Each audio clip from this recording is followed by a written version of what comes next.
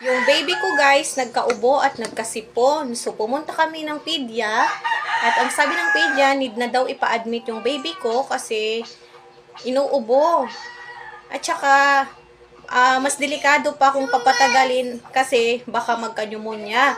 So, natakot kami ng asawa ko. Pumunta kami sa ibang doktor. Nagpa-second option kami. At doon na sabi ng doktor na i-observe lang yung baby ko kapag tuloy-tuloy talaga yung ubo, dapat na talaga ipa-admit. So, binigyan lang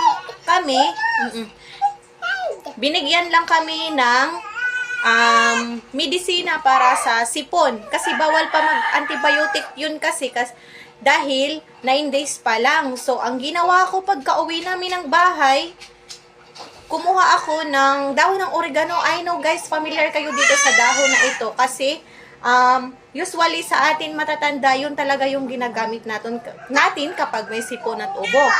So, ang ginawa ko, kumukuha ako ng dahon ng malunggay sa umaga, 3 times a day guys, dinidikdik ko yun at 3 times a day ko yung pinapainom sa baby ko. At sa gabi naman,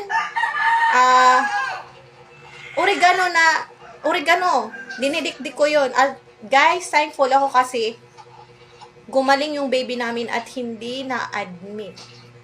Hindi ko naman sinasabing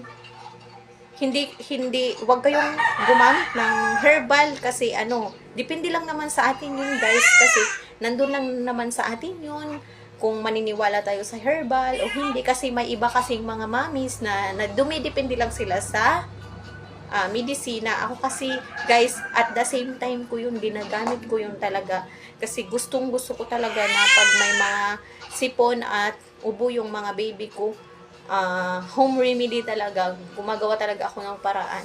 Hindi lang ako dumidepende sa